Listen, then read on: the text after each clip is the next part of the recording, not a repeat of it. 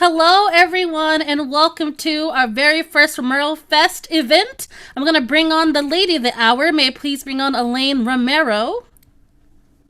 Hello. Hi, Elaine. Oh, we're so glad to have you here and to celebrate you and all of your wonderful work. Did you enjoy that intro with your beautiful pictures? I'm really tickled. Elaine hasn't seen it yet. Thank you. That was so great.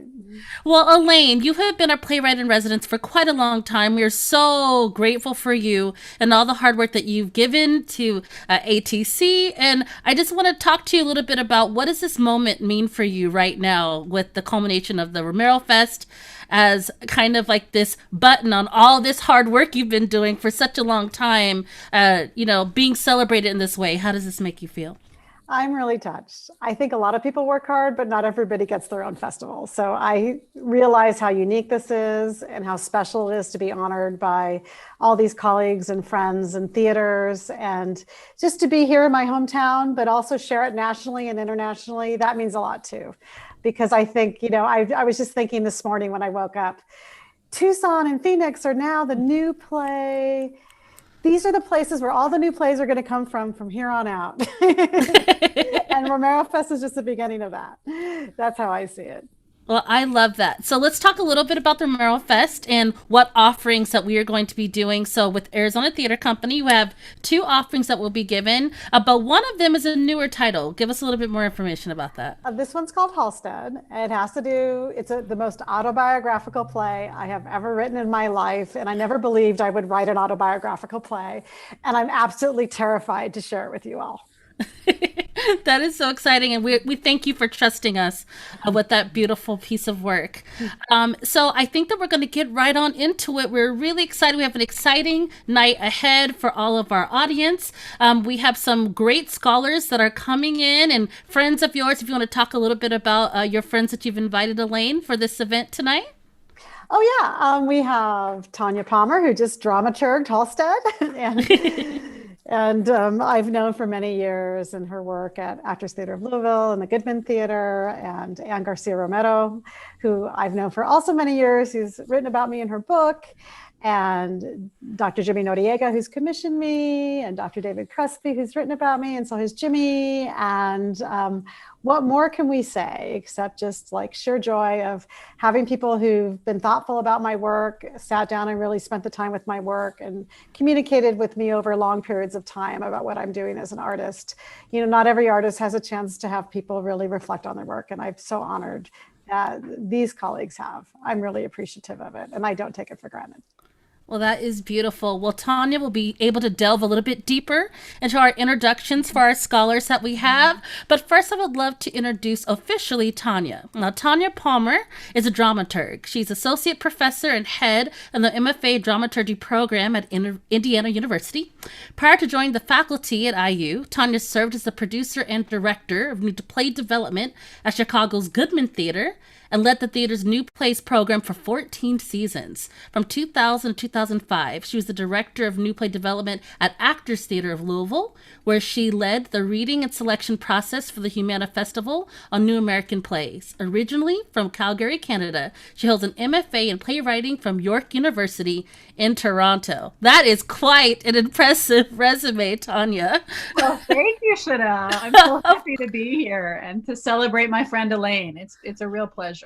Well, I feel like this is a real family affair. Every single theater that is participating, we have about 15 theaters.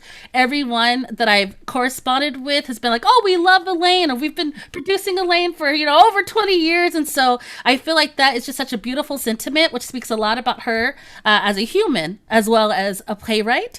And we are grateful to have this this moment. So I'm not going to get in the way anymore. I do want to let you do your thing. And so thank you, Tanya, for being our moderator for this evening. My pleasure. Thank you, Chanel. And I want to invite my fellow panelists to come out, and I'm going to introduce each of you. Thank you. So as Elaine mentioned, these are an impressive group of artists, academics, scholars who all have longtime connections with Elaine, have written about her work as well as collaborated with her. So it's really wonderful to be able to bring all of these folks together to reflect on her work as this launch for the festival. Well, I'm going to leave you to it real quick. Yeah. I'm going to run to Facebook for any of our audience that wants to ask a question. There will be a question and answer period toward the end. Thank you and see you soon. Thank you, Chanel. So I'm just going to give brief introductions for all the folks who are here, and then I'm going to ask a few questions from our panelists, and then hopefully we'll have some time at the end to reflect on your questions for the audience, anything that you want to ask us about Elaine and her work. But I want to start by just introducing each of our panelists. The first is Anne Garcia-Romero. Elaine did want me to say that they are not, as far as we know, related. Okay, so that's what we know about that. Anne is an associate professor in the Department of Film, Television, and Theater at the University of Notre Dame. Her book, The Fornes Frame, Contemporary Latina Playwrights and the Legacy of Maria Irene Fornes, explores the work of 6 award-winning Latina playwrights, including Elaine Romero, who's featured in one of the chapters. As a playwright, Anne's plays have been developed and produced at theaters such as the Public Theater, the O'Neill Playwrights Conference, the Goodman Theater, where Anne and I collaborated, the Mark Taper Forum, South Coast Repertory, and many others. She holds an MFA in playwriting from the Yale School of Drama and a PhD in theater studies from UC Santa Barbara, and she's a founding member of the Latinx Theater Commons, where she contributes to the Fornes Institute. Our next guest is David Crespi, who's a professor of playwriting, acting, dramatic literature, and at University of Missouri, and founded MU's Writing for Performance program and serves as its co-director. He's the founding artistic director of MU's Missouri Playwrights Workshop, the Mizzou New Play Series, and Summer Reps Comedy in Concert Series. And then last but not least, Dr. Jimmy Noriega is an associate professor and the chair of the Department of Theater and Dance at the College of Wooster. He's the co-editor of Theater and Cartographies of Power, Repositioning the Latino Americas. And he was the recipient of the 2013 Elliott Hayes Award for Outstanding Achievement in Dramaturgy for his work with Elaine Romero on her play Mother of Exiles, which is one of the plays that's featured in RomeroFest. He's the founder also of a theater, Teatro Traviso, Troublemaker Theater, which is taking part in RomeroFest with 4 short plays later this month. So I want to start by, I'm going to just ask Anne first to talk a little bit about some of how she frames Elaine's work in her book, which I thought was really compelling. You talk about Romero's work featuring, you say her plays allow her audiences to experience various Latina realities that are not magical, but necessitate a shift to an alternate view of reality. And I'm curious because, to hear you talk a little bit about what you mean by this distinction in terms of magical realism and alternate reality, and how that distinction plays out in Elaine's plays. Great. Well, thank you so much for that great question, Tanya. And thank you to Arizona Theater Company for inviting us for this wonderful chance to celebrate the brilliant Elaine Romero. So yeah, as you mentioned, Tanya, I wrote this book, Fornes Frame, that looks at the work of Irene Fornes as a foundational frame to influence and inspire contemporary Latina playwrights, including Elaine Romero, who was Fornes' student in Mexico. And so in the book, I look at different ways that Fornes framed Latina playwriting, and one of those ways is what I call supernatural interventions. And so I look at the idea that the words magic realism have been used historically to describe first novels of Garcia Marquez in Colombia, and then many others to describe supernatural events happening in a a natural context. And so part of my work in this book is to talk about how it's not so much magical, it's actually a version of reality. I call it perhaps, Latinx reality. It's basically, it's a chance for, in this case, playwrights, Elaine Romero's work, to explore the intersection of the supernatural and natural worlds. And particularly I look at how that happens in 3 different ways. One is how in the writing of Elaine's play, she creates a sacred space within the narrative and characters. Also, she stages rituals. And then finally, through these sacred spaces and rituals, the characters have what I call facultad, which means faculty, like a new way of seeing a supernatural sight. And that becomes a part and parcel of her work. I just have a few slides to share of a couple of plays that I want to just talk about. So I'm going to go ahead and share my screen. Let's see. And let's see. Yeah, so and actually, I will mention that the term facultad is inspired by Gloria Anzaldua's work, where she talked about this capacity to see surface phenomena and the meaning of deeper realities beneath the surface. So I want to sort of, there's actually a quote from Elaine that I want to mention. I interviewed Elaine for my book, and she had this really great quote that I'm going to go ahead and read. Elaine said that the reflection of the idea that concomitant realms might exist, such as this life and the next, and the belief that we might move freely between them can be found deeply in the Mexican psyche, for example.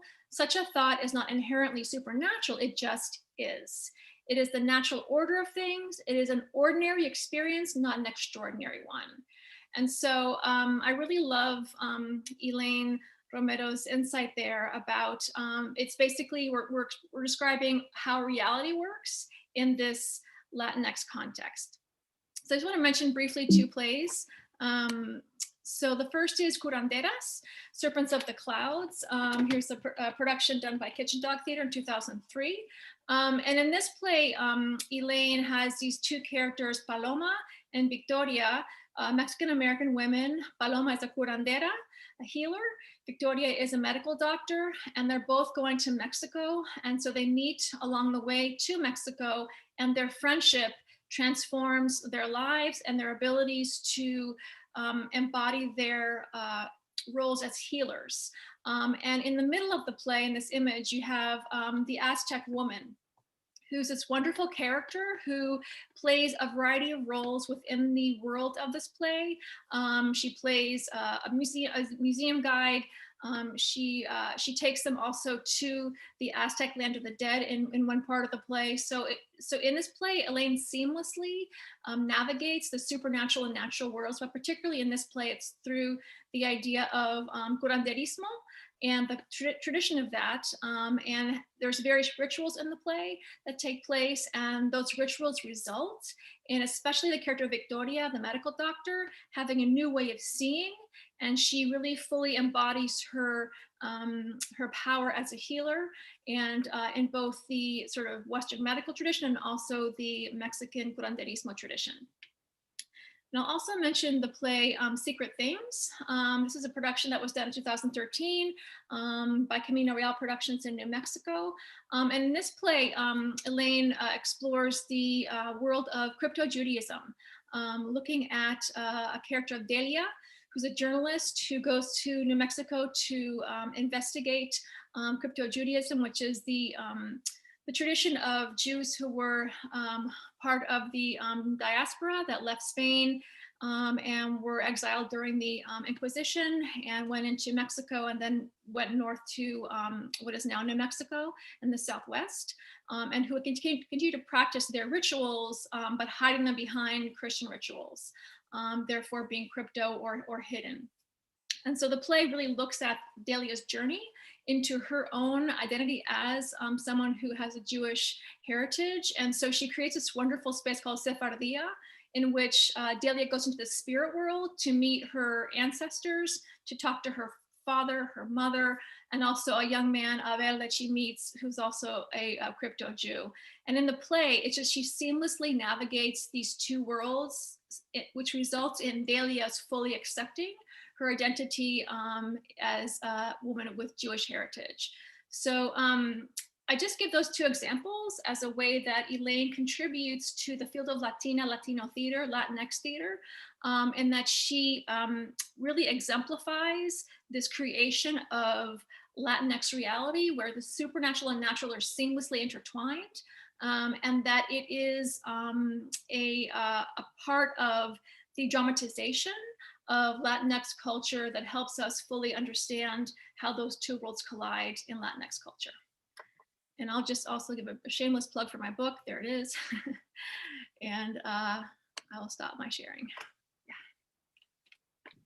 That's fantastic. Thank you so much. And it's a wonderful book. You know, you cover a lot of really remarkable writers, and so thank you very much for sharing that. And I'm interested. I'm sure we'll come back and you know, ask some questions. But I want to bring I think I'll bring next Jimmy into this conversation, because I'm interested. You know, you also have written about Elaine's work, and you've also worked with Elaine as a dramaturg, and the play specifically that I know you worked on, Mother of Exiles, deals with a classroom, a teacher who has gone away and then comes back to a border community and is teaching there. And I'm interested both to hear about your process working with Elaine on that play, but also because I know you've written specifically about depictions of classrooms, and I think specifically depictions of classrooms in Arizona. I'm curious to hear how that play fits into some of your work more broadly. Yeah, thank you so much for that. And again, I want to thank everybody for inviting me to participate, and just I really want to thank Arizona Theater Company for making RomeroFest a possibility. I think, you know, Elaine, in my opinion, is one of the more prolific and important Latina playwrights, or just playwrights of our time. And it's just wonderful to see that her work's going to reach such a wider audience now, that it's being produced in so many different places. I worked with Elaine on Mother of Exiles in 2013, and it was actually a commission from Cornell University. It was supposed to originally be an adaptation of a French film called Skirt Day, which was also about a teacher within a classroom working with immigrant communities. But when I discussed with Elaine and when we started working on the process of what this play was going to ultimately become, I think because we are both Arizona natives, I grew up in Douglas, Arizona. She's there from Tucson.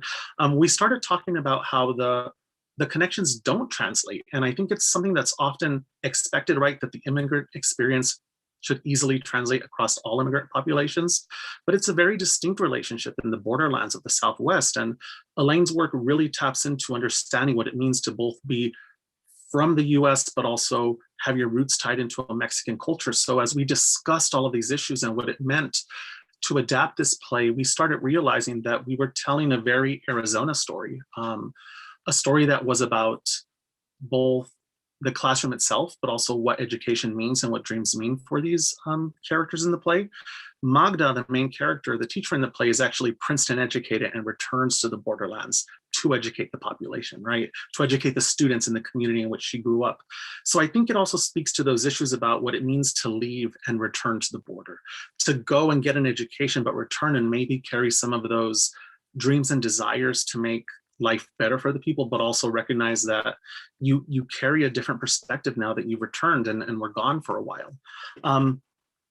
It was wonderful working with Elaine and just discussing a lot of our personal similarities in terms of what Arizona means to us, what our roots in the state mean to us, and actually how we could transmit that to an audience. All of it, of course, enveloped in this wider vision of what is the American dream, or what is the American failure for that dream, depending on who you are. So I'm just so thrilled to see that it's going to be featured as part of this festival. But in terms of the idea of the classroom space, I want to mention briefly that I often think of Elaine as kind of a fortune teller or a seer when it comes to looking into the future. She wrote this play before we started debating whether or not teachers should be armed in the classroom, right? That discussion that the only way to prevent mass shootings and tragedies is to arm the teachers. So Elaine, right, the idea of a teacher having a gun in the classroom is brought up in Mother of Exiles, but she also hearkened to that idea before they were speaking about it at a national level. But she's done that in other plays too, right? She did that with the play Wetback. I'm directing, like you mentioned, a couple of plays, 4 of them for the festival. And there's a short that we're doing, which is called Baby Food. And it speaks to kind of the way we look at Asian American and the way we look at Chinese history, culture, and people from an American lens. And it talks to xenophobia, which is something that's really happening right now because of COVID-19, right?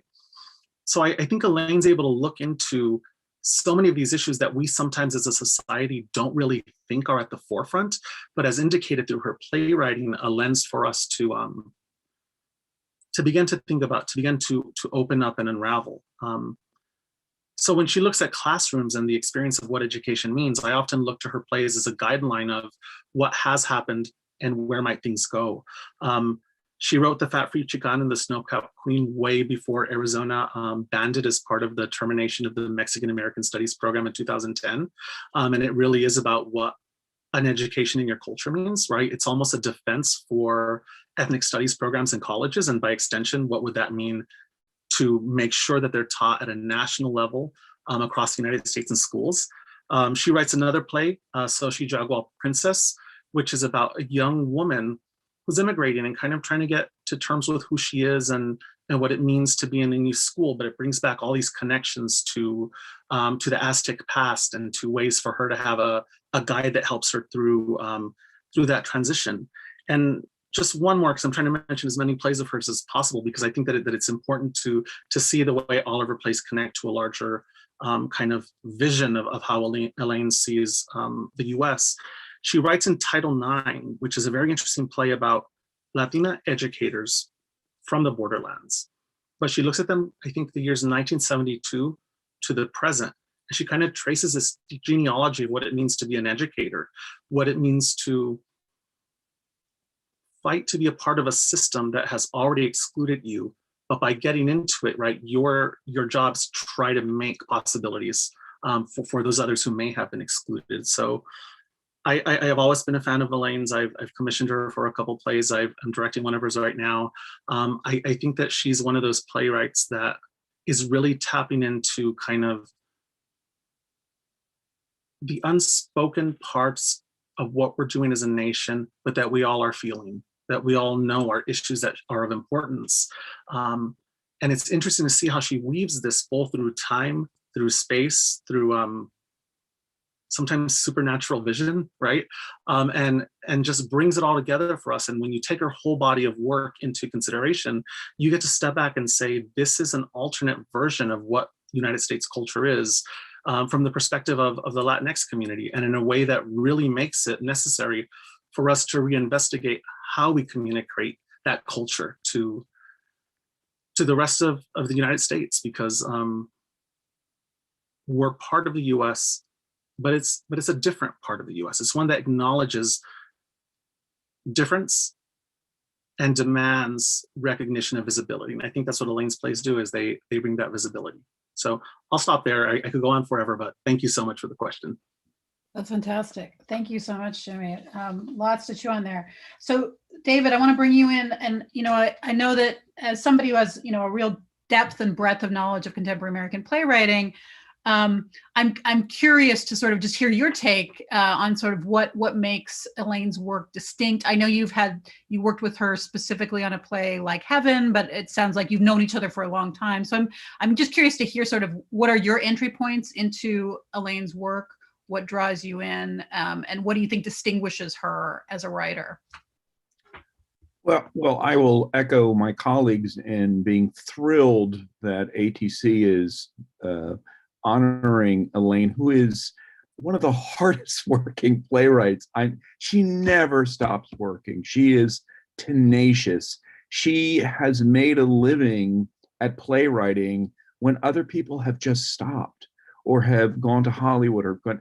There's something about Elaine that just inspires admiration for her work ethic and her willingness to share and to mentor. I just worked on an article, and I tortured her to death, and I feel horrible because I kept calling her constantly. I really I wrote about her as an every playwright and every woman of the American playwriting machine, because she's been able to survive in a world of grants and commissions and rare productions. It really, there's far more plays that are commissioned than are actually produced, and also maintaining this really important connection with Arizona Theater Company. It's very rare. It's very unique. It's very special. And yes, she and I both came up in playwriting. I'm an Albee scholar, so we met at the not Great Plains, but the Last Frontier Theater Conference. And there's a wonderful photo of her and I and Lloyd Richards on one of those cruises they took amongst the icebergs. And of course, we're all terrified, clinging to each other. But really, my experience of working with Elaine, it is that she is so willing to explore any technique that you can use in order to get at the story and the characters. And her characters wrestle with huge, complex problems that Jimmy touched on. I really thought was good, that are on the tip of our tongue, and we know are there, but Elaine has a way of articulating it in this really kind of uncanny way.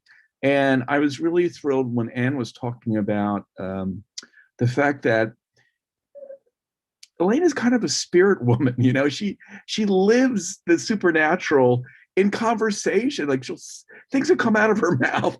She said one thing where it's like, well, I'm afraid to write a dark moment in my plays because they seem to happen, like not that long after I write them. And so there's a little bit of a prophetess, a kind of a Cassandra in what the way that Elaine works. And I love directing Like Heaven. It's kind of an anomaly play, as she calls it, because it's not, its focus is not Latinx culture. It's really for women who are kind of wrestling with a sense of identity and what the world wants them to be and what they really are. And her work is just accessible, human, very complex, and she's not. So there's a lot of dividing lines in the theater that are over form. Like this writer is very non-realistic, very, and this writer is much more real. Elaine just kind of tosses that all out and uses whatever will help her characters and tell her story. And I really find that that's such a useful idea because, she definitely has the finesse touch, that magic that Irene gave, but she also, she has her own way of coming at things that is quite unique. And I'm actually running out to get your book, Anne, because I've been, for the first time since I've been at Mizzou, I'm going to actually teach a Latinx theater course because it was normally taught in our Romance languages department, and unfortunately, because of finances, or our Romance languages department is much decreased, and the professors that taught that course are retired and not being replaced. So I felt like, well, we've got to do that. So I will be leaning very heavily on you, both of you, probably, to prepare a syllabus. But what I will say about Elaine, one last thing, because I think Tanya mentioned that you were interested in the dream work that I do, and of course she is a dream writer. The term magical realism has gotten overused, and in fact has gotten to be kind of an insulting term to diminish Latinx writing. And I really feel like what Elaine is she uses the surprising quality of dreams to kind of do what the hell they want to do without asking permission of anyone. And so they're endlessly surprising. I do find Elaine's work very, very surprising and shocking, and sometimes violent, and unapologetically so, the same way that Irene was unapologetically violent in her work, because that gets at the scariness of the material that she's writing about, teachers who bring, who are thinking about bringing arms to the classroom.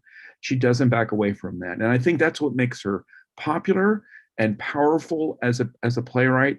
But I also think that, at least in the essay that I wrote about her, which is in the Cambridge Companion to Theater since 1945, she really is an every woman of American playwriting. And I think that that's what's so amazing, that she has stuck it out, that she has continued to build. She didn't come into the Academy until, I think, much later in her career.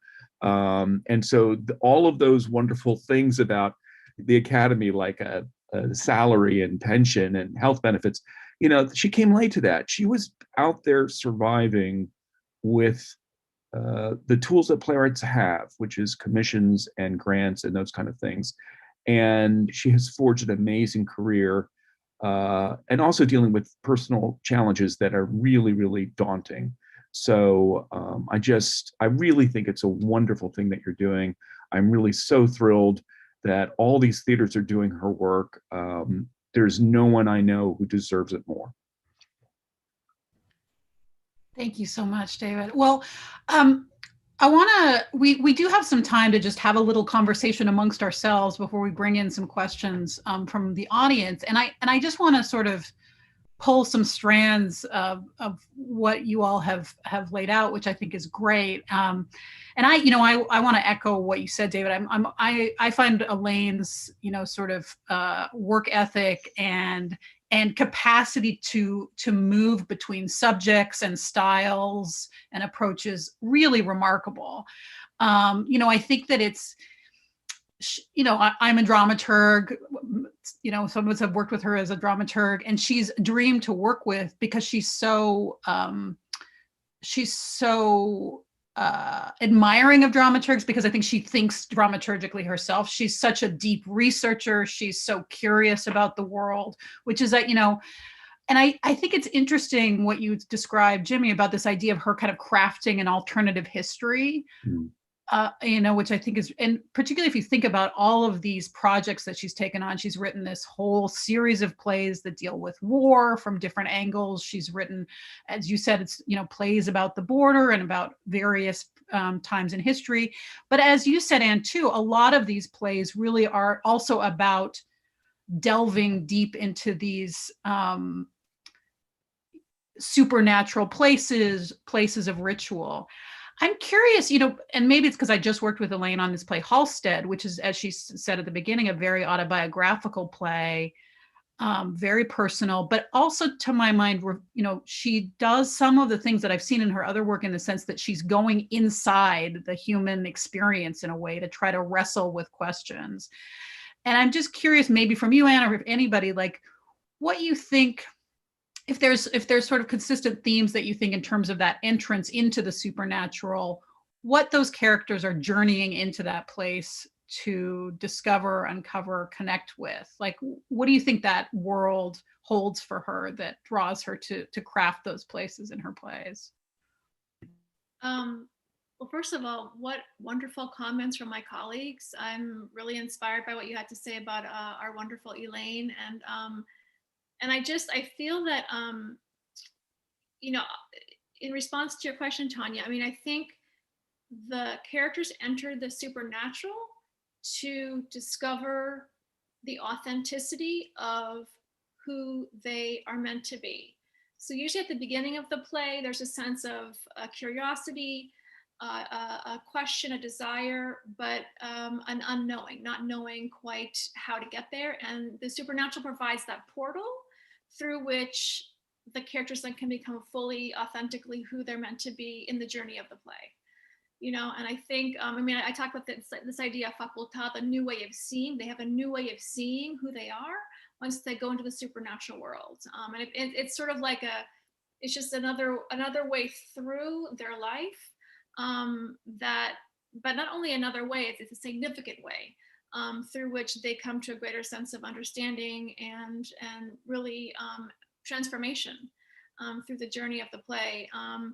And I think too, just to also add to something that Jimmy was saying. I mean, I think Elaine, through all of this, she actually updates the narrative of Latinx theater. Like it's an alternative narrative, but it's also like updating what Latinx theater is and can be.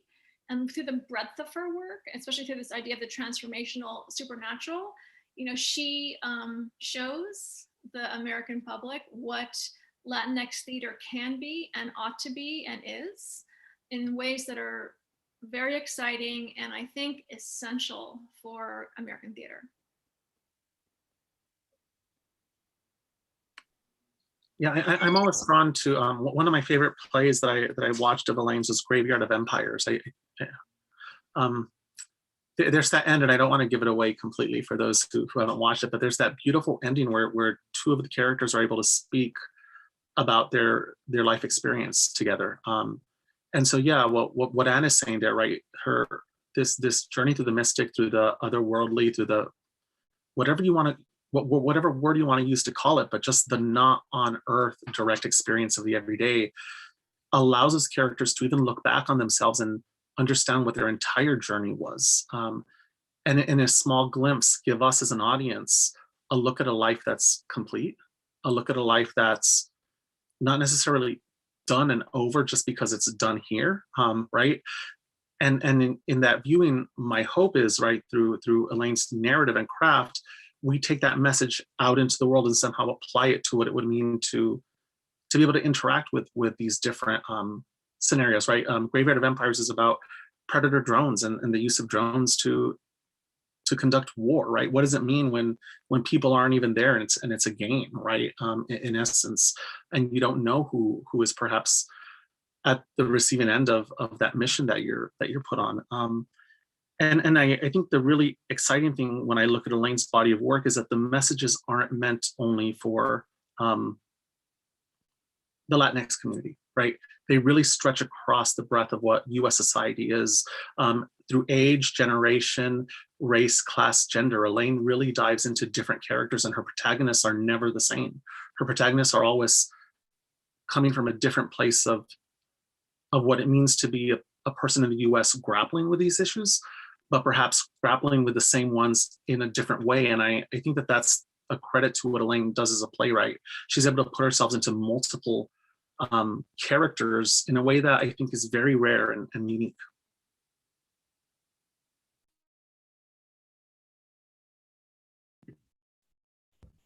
Wonderful. Well, I want to ask more questions, but I just want to give a chance for, I don't know, Chanel, if there's any questions that you want us to respond to, if we should open it up to the audience to pose any questions.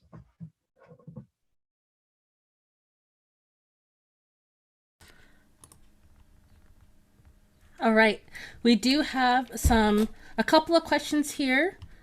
We had one from a young lady named Jacqueline. She just wanted to know where was some of Eulalie Romero's plays and where they could be seen. I did direct them to our play website, so I just want to make sure I do this more formally. So we've created the RomeroFest website, which is fantastic. It has an actual calendar on there. It's a block calendar. So if you want to see any of the 15 theaters that are participating, you can just hover over that date, and then it will let you know exactly what time. It will let you know exactly where you can go to view it, so where the show page is and everything. So please feel free to go and check that out. And of course, you can always contact Elaine and her agent if you would like to actually physically read any of her scripts as well that are not public domain. I also see here that we have Howard Allen, who gave a comment, great views about Latinx playwrights, and that they cannot be narrowly defined by a genre. So we had more of a response. So I will go back to the thread and see if there's any more questions that anyone has. Awesome. Thanks, Chanel. I appreciate it. Yeah, the other thing that I think is important about Elaine's connection to ATC, and I think someone may have mentioned this, is her role as a mentor and her sort of, she has also run a new play contest there for many, many years. That has been an important supporter, launching pad, place of recognition for Latinx writers around the country. And she's also taught, and she teaches now, but she's taught for many years. So I think that she is also part of that continuum of both. To take your Fornes frame and both learning from the teacher, but also finding pathways to pass on her work and mentor and encourage others and create space for other voices as well.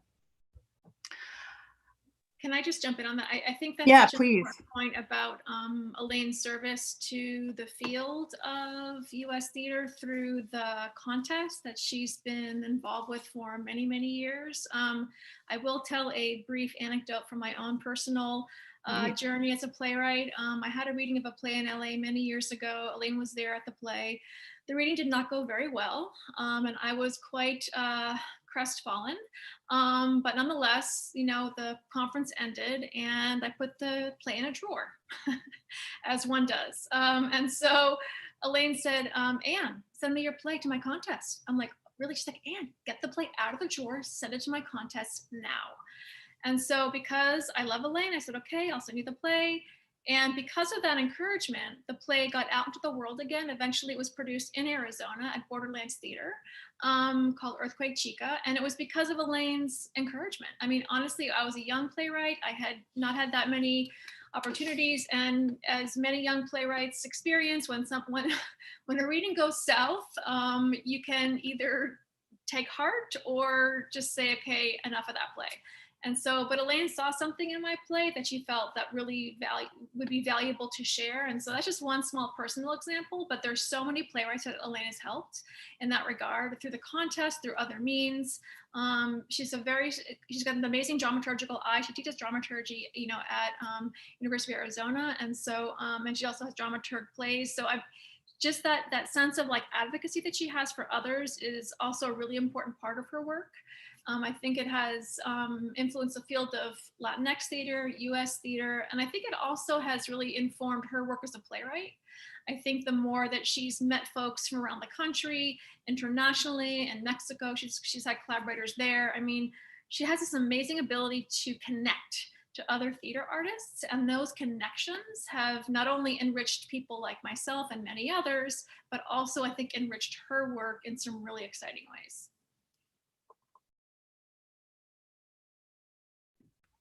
Yeah, I think thank you, Anne. I think that one of the things that makes Elaine so remarkable as an artist, and I think, Chanel talked about this at the beginning, I believe, that this, that so many people that when she was reaching out to folks about being involved in RomeroFest, there was such that Elaine has so many deep, long-standing connections with theater artists, theater companies all around the country. And certainly that's part of her, as you said, David, her longevity, her grit, all of those things. But I think it also has to do with her incredible generosity as an artist and as somebody who is not just about, trying to get her own work done, although certainly she is and should be, but also looking for pathways for other artists. And I do think you're right that as a dramaturg, as someone who thinks dramaturgically and who encourages the work of others, that she also is very willing to take on all sorts of different kinds of approaches, that she learns from that process and applies those in different ways to the very different worlds of her plays. Yeah, can I just jump in real fast and say that I think that's exactly it. And for me, for Elaine, I think it's a fearlessness also. Well, just talking about the experience I had with Mother of Exiles, I believe, and she'll correct me later if I'm wrong, that the commission was to hand the play in either 4 to 6 weeks after the work began. I mean, it was an immediate turnaround. And I think a lot about what it meant for her to tackle such an enormous play like that with so many issues and characters that were trying to represent a whole spectrum of what it means to be in Arizona, to just throw herself into that without fear and say the work's going to come together. I worked with her on a commission this fall for a short play for some performances we were doing here at the College of Wooster. And, she sent me a photo. I had sent her the photos of the actors, and she had taped them up on the wall and was writing the play with the actors informing her, even though she was just working off of audition tapes, right? That idea that she was able to connect in that moment. And I think we only gave her a 2-week turnaround time for that moment also. So, right, David said she's one of the hardest working playwrights out there. And I really think it's her ability to work, but also to work under time limits, or to work in circumstances, trying something new that she maybe has never done, because she doesn't let that stand in the way of creating that story, or of seeing the importance of putting that story on the stage. Yeah, she's a little intimidating that way. Like every time I speak to her, she has 3 or 4 different projects, many different theaters, and then she's also reading other playwrights' plays. So she has it in her schedule. I have to finish reading this play because I got to give some feedback, and it's dazzling. I also think that her work as an artist, she's very concerned with working people, with ordinary people, and the prices that they're asked to pay. I wanted to hit one little quote. I interviewed her about work of art, and she said she really wrestled it out of the notion of reality of war. And of course, war is she has a huge focus on that at present. And she said, I had lost my uncle in the Vietnam War when I was 5.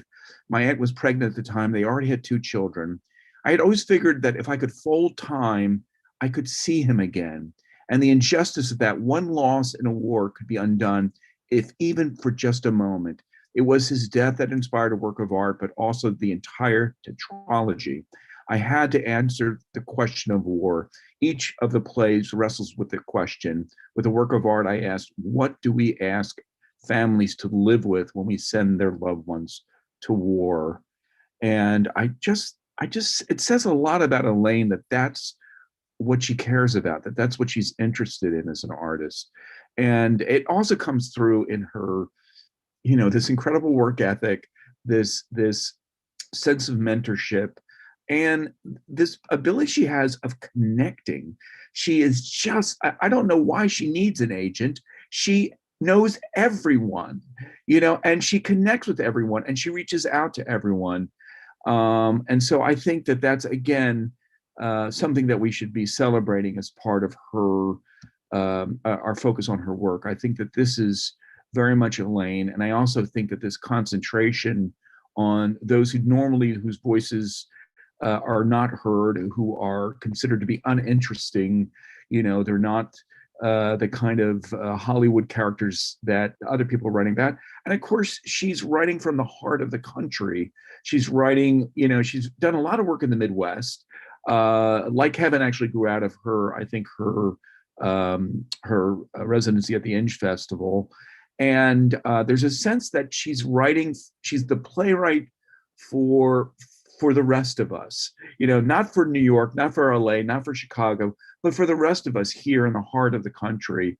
And I do think it's certainly tied to her Latinx background, but I think she's just really a working class, writer of characters that are, to use the Yiddish, very Hamish, and she's very Hamish, So anyway, I'll shut up.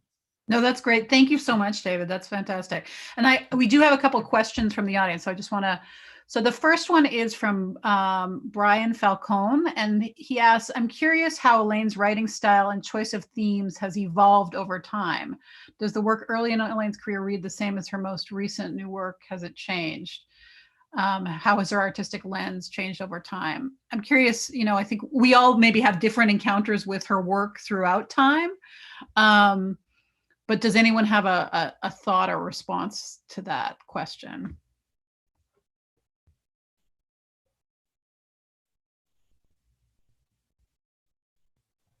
She has a huge catholicity of taste. I mean, she writes about Ponzi schemes. She writes about oh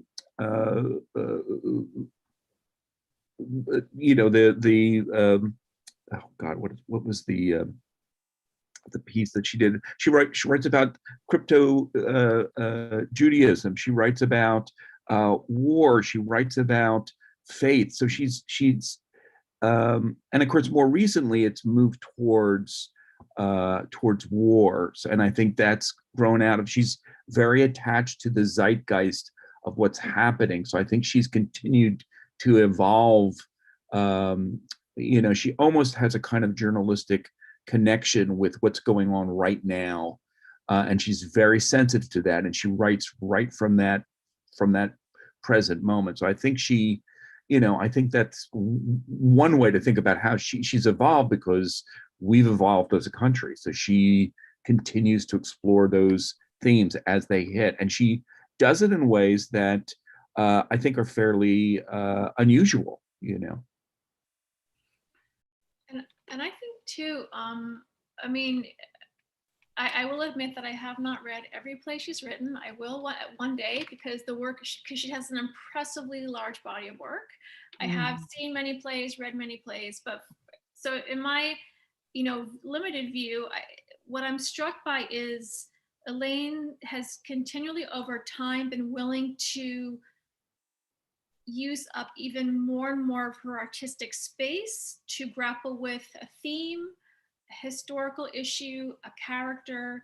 I mean, she has these sprawling epics like Death Comes for the Archbishop, where she deals with the Willa Cather book and the legacy of that. She has the play about Catalina de Arauso, the soldier nun, so to speak, from the Spanish sort of conquistador era. And then she has these cycles of plays, this tetralogy. I mean, I know a few playwrights who say, I'm going to write 5 plays about this topic, and I think her career has evolved where she continues to expand her dramatic view, her dramatic expression, and which is remarkable in a time where, I mean, who knows post-COVID theater how that's all going to shake out, but in the before times, having a large sprawling sort of epic was maybe not what they teach you in, MFA programs. But she has her own vision, and I think so. And that is so vital and so important. So I think if anything, I see there's a greater sort of dramaturgical hunger and confidence and expansion that she has this large vision of the world, and she wants to find artistic and theatrical means to explore that. And if it's 5 plays on the topic of war, then that's what it is, and I think so for me it's so commendable that she's so committed to her art that it's takes precedence over any other concerns. So yeah, that's my 2 cents. Thanks, Anne. No, I think that's great. And I want to jump in with the next question, which I think, is interesting. I mean, this is from Howard Allen. He wants to ask, the panelists think of the way Elaine can mix Fornes's ideas of free writing into story with an intense drive for revision. Her work is never totally, I don't know. So I do know, I'm not quite sure. I don't know exactly what that means, but I think what I would take it is this idea of like, freedom of exploration, but then the kind of rigor and focus on revising and continuing to find the play, which I know Elaine is somebody who really like works to find the play through the process. So I look to you, Anne, for maybe as the Fornes scholar, if you have a thought about that question. Yeah, I mean, I think, Elaine and I actually co-wrote a piece for Theater Topics a little while back about being Fornes's students.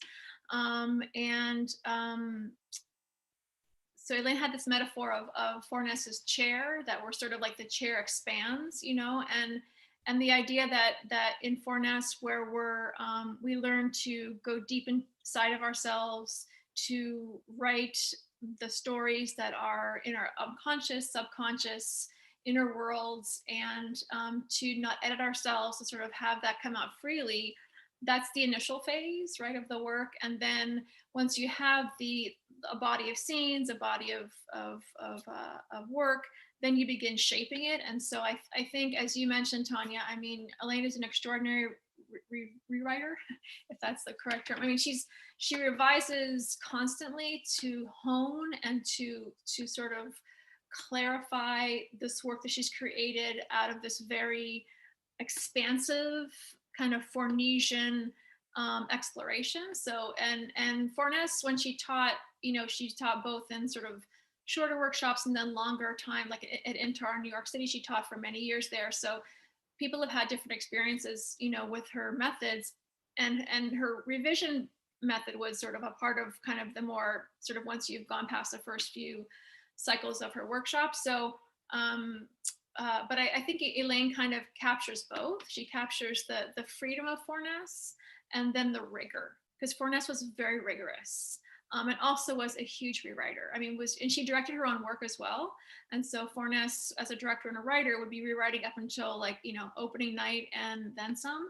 And so I think Elaine has that same sense of rigor when it comes to the revision process, to really finding the right artistic vocabulary to tell her story with her collaborators. That's great. Thank you so much. Well, I wish we could keep talking about Elaine for another hour, but sadly we have come close to the end of our time. So I wanted to invite Chanel to come back and close us out. Thank you all so much for all of these remarkable insights into Elaine's body of work and her project as an artist. Well, I know that I speak on behalf of Arizona Theater Company when I just want to say I am so grateful for all of you being in the room. Tanya, thank you for your excellent moderating and the great questions. Thank you for your presentations and coming prepared. It means a lot.